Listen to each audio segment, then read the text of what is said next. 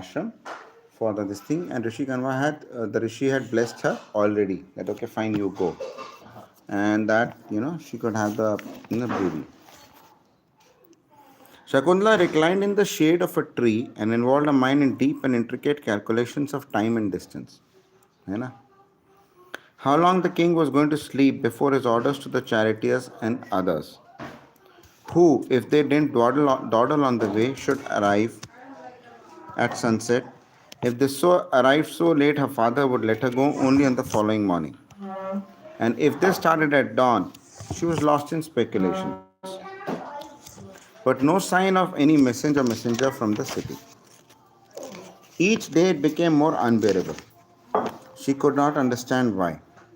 Was the king faced with a sudden war or revolt, or was he suddenly sick? क्या बगावत हो गई है कि बीमार पड़ गए? She was full of anxiety.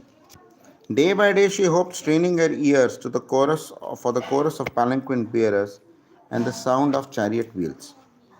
She began to lose the luster in her face. उसकी चेहरे की वो जो थी चकाचौंध थी वो खत्म हो गई. Wasted away in secret anxiety and bewilderment. At the proper time, a son was born to her. फिर उसका एक लड़का हुआ. When flowers showered from the heavens and God Indra spoke aloud in the blessings. तो इंद्र भगवान ने blessings दी उसको. ये देखो. Shakuntala, your son will be the greatest emperor on the earth. तुम्हारा लड़का जो है एक बहुत महान राजा बनेगा. When he was 6 years of age, this child could handle with ease all the wild animals of the forest, and the members of the hermitage watched him with wonder and named him Sarvadaman, the tamer of all creatures. But when he came of an age to ask about his father, Shakuntala felt anguished. तो बड़ा हुआ लड़का तो उसने बोला मेरे पिताजी कौन है? ये तो ये बताई नहीं कि राजा ने मना कर दिया. अभी देखो क्या हुआ. Kanwa noticed the declining spirits of Shakuntala and said one day, I know what is troubling you, my child. Tomorrow is an auspicious day. I have arranged for a band of my disciples to escort you to the hospital. Go and join your husband, and may you always be blessed. He clasped his grandson in his arms and said, You will go with your mother. A new life opens before you, and you will leave behind all your pranks with animals and birds and climbing of trees and live in a palace worthy of your status as the crown prince. मतलब तुम जाओगे अपनी mother के साथ और राजा के महल में रहोगे. ठीक है ना? तुम एक क्राउन प्रिंस हो. When you become king, give a good thought to your grandfather. पर जब तुम राजा बनो तो अपने नाना को याद रखो कि वे क्या थे. At this, the little fellow fell at his feet and cried, You are my father, you are my mother, you are everything to me. I know none else.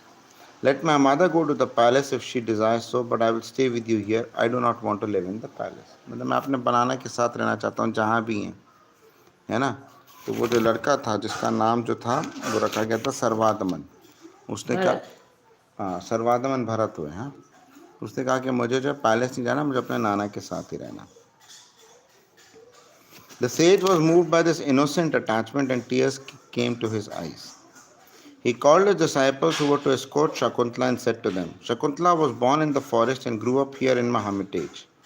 And she knows nothing of the world. उसको दुनियादारी यानी कुछ नहीं पता है. Right? Take her and her son up to the capital at the confluence of Ganges and Jamuna. You don't have to go into palace yourselves. She and her son can go forward in their own right into the palace. मतलब शकुंतला और उसका लड़का जो है वो किले में अपने आप चले जाएंगे, तुम लोगों को नहीं जाना. After a painful parting, the party started out. And crossing rivers, forests and hills, they reached the capital of the king. The sages took leave of Shakuntala at the confluence of the rivers. It is forbidden for us ascetics to step into the city, so we'll turn back if you do not mind. हम जो ascetic लोग हैं, हम लोगों को city में जाना मना है, तो हम लोग तो जाते हैं. अब आप आगे निकल जाओ. And Shakuntala with her son went towards the palace all alone, bewildered by the city and its buildings and shops and the crowd. अब शहर बहुत बड़ा था, shops, crowd, buildings वगैरह थी city था. The king was in his seat in the assembly hall surrounded by petitioners, visitors, courtiers and ministers when Shakuntala arrived. She was overwhelmed by the grandeur of Dushyant's surroundings and for a moment had a misgiving whether this was the man who had held her in his arms in the ashram was someone else. Shakuntala whispered to the child, "Make obeisance to you, the king, your father." She felt weak and clung to a pillar as she cried, "We seek your grace, O king, be good to us." The king looked at her and asked, "Good lady, explain the object of your visit." Explain karo object kya hai. "I will help you, the more so since I notice you are a mother with a child to support." मैं बच्चा तुम mother हो तुम्हें support करना है. Shakuntala said point blank, "This is your son born to us. You promised that evening you would crown him the prince. Now the time has come. Remember Kanva's hermitage where you married me? I do not remember ever meeting you. I do not understand what are you trying to say." Shakuntala was overcome with anger. She said, "Why do you speak like a rustic, saying, I do not know? You do know, and your heart knows, and the soul witnesses everything. The gods know. Why don't you observe this boy? His gait, appearance, color, and limbs, every inch a replica of the great sovereign occupying the throne. Don't reject your son. He has come afar after received by his father. Don't break his spirit. You know. You came that noon into my father's hermitage, and I was a virgin until you took me in your arms. Did you not say that we were married according to Gandharv's rites? Where is that priest whom you brought along with you that day? वो जो priest था वो कहाँ है? I have come to you for refuge. Don't be false to yourself. All right, cast me out if you choose, but choose your son if you must. The king said, "You are a lowly woman come with a false claim. I do not know you at all. Be gone, go where you please, but don't ever come here. My birth is not lowly. It is superior to yours who are false. I am the daughter of Menaka." And she explained her history. "Oh, I do not doubt who you are. You have inherited and learned much from that celestial courtesan, but your speech, actions, and aims are unworthy of the sage whom you mention as your father. However, we have no time to talk to you. You may ask for gifts and take them away. You may take what you like, but don't ever mention your stories." Shakuntala said, "King, you hurt me. You talk like a licentious, irresponsible man. Never mind if in the depth of your being you cannot believe me, I will go away. I only speak what I have lived through, but there is no witness to it. I will go away, but this child," she looked pathetically at her son, in whom she read all the childish hope and puzzlement, and cursed herself for being so helpless. "I have no witness," she cried to the stunned assembly. The king fidgeted in his seat. No one dared say anything. Into this grim silence, a voice from heaven cried, "O good king, let her not endure this trial any more. She spoke the truth, and this is your son, accept him." At these words, flowers were showered on the assembly. The voice further said, "He shall be called Bharata, and from him will arise and spread fresh fame for the entire lineage of kings." This transformed the whole situation. The king at once rose in his feet and addressed the suffering lady. "Welcome, my wife, welcome, my son."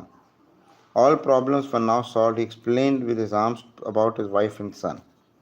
"I had to pretend forgetfulness because I wanted this august assembly to understand fully the whole episode and its background." अबे ये कुछ ज़्यादा ही है ना. I did not want them to think that someone had come in and was making a claim that I had accepted her because she was attractive. I wanted my wife and the queen to speak for herself fully and explain. फर्क कर दिया. A rather lame excuse for his grave lapse and rudeness, but Shakuntala rose to the occasion and apologized for her speech. In due course, Dushyant, like all good rulers, handed over the kingdom to his son and, accompanied by his wife, sought the seclusion of a hermitage in the forest. The story, as narrated above, is basically true to the source in Mahabharata. Taking that as an outline, Kalidas in the 5th century AD, very much as Shakespeare utilized Plutarch's lives, wrote his famous poetic play Abhijanana Shakuntalam.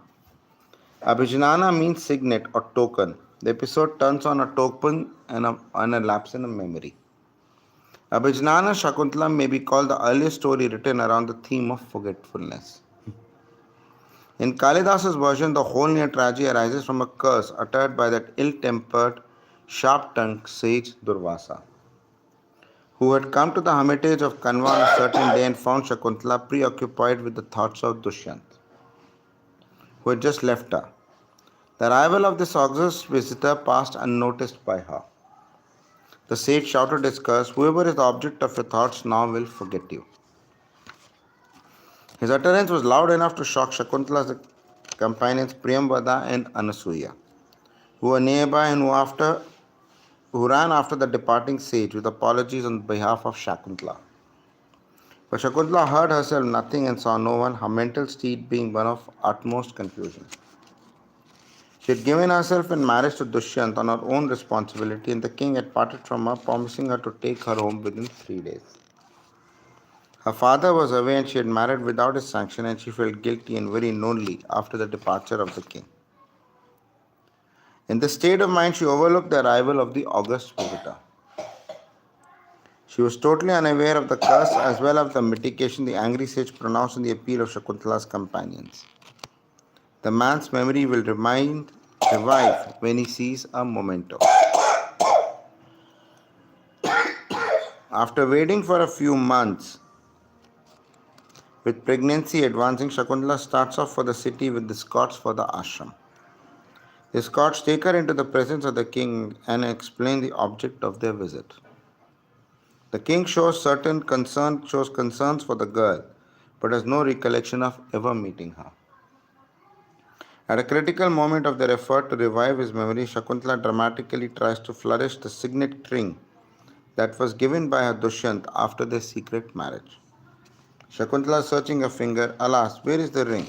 Gautamai, one of her escorts. Perhaps it slipped off when you dipped your fingers in that river. King, ready wedded woman. Shakuntala, the fates are playing a prank, let me explain. King, yes, I'm on attention. What next? Shakuntala, one day remember when you were in the bower of the Vitasa creepers, you held water in the cup of a lotus leaf? Go on, I'm listening. Just then, Dirgha Panga, do you remember the name? King, no. Can I remember a name I never knew? Dir Panga was my pet deer. You were fond of it. You tried to make him drink the water you held, but he shied away. Later, when I took the lotus cup to his lips, he drank the water. Then you said something in jest. False women attempt to achieve their ends with honeyed anecdotes. Shakuntala, ignoble man, you wrong me by such remarks. Her escorts argue with the king, but he firmly rejects her claims. Finally, they just abandon Shakuntala then and there and leave, saying that if Shakuntala speaks the truth, her place is with her husband, irrespective of what he says or remembers. On the other hand, if she is making a false claim, following moral transgression, she can have no place in their ashram and no reason to follow them back there. The king is in a difficulty. His priest and mentor advises that he let the lady stay in his house until she is delivered of her child.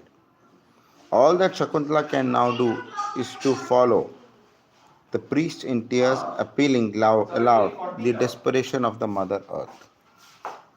Mother Earth, take me. Later they report to the king. Later they report to the king that the girl followed, crying and lamenting her fate. A celestial being floated down from the sky, took her in her arms, and vanished. It was none other than her mother Menika who had heard her appeal and responded. That seemed to be the end of all this unhappy episode, leaving the king bewildered, apologetic, and with an indefinable uneasiness in the heart. But one day the police chief brings up for disposition the case of a thief found in the marketplace trying to sell a ring which seemed to bear the royal seal. At the sight of the ring, the memory returns. The king offers the thief to be rewarded. The thief is actually a fisherman who had caught a fish in the river and, opening its belly, found the ring in it. The king, now fully aware of his obligations, becomes hopelessly contrite and longs to join his wife, but does not know which world to seek her. The Dushyant of Kalidas is not a philanderer but an ideal king, the protector of sacrifices. His reputation in all the world is so high that God Indra once sends over his chariot to fetch him and the courts and help in destroying certain demons infesting the world. While returning victoriously from this episode, Expedition. Dushyant stops at a mountain retreat called Hemakuta, the dwelling place of certain ethereal beings. In a thick wood in this peaceful sanctuary, he noticed a young child of about 12 years holding down a loin cup by his mane, having tucked it away from its mother's side, while his nurses remonstrate remonstrate with him to leave the loin alone. Thank you, beta. ये पराठे तुम्हारे लिए अमिया जे ढंग तो बेटी मक्खियां बहुत आ गई हैं अपनी अपनी बेटी वो ले आपकी थाली ला Struck with wonder at this demonstration of precocious valor, the king approaches him, feeling greatly drawn to this boy. He observes him and engages himself in a conversation with him until the boy says, "My father indeed is Dushyant, not you." Soon, Shakuntla, emaciated by rigorous wars, comes on the scene, and there is a happy reunion of the family with the gods blessing the meeting. ये कहानी खत्म.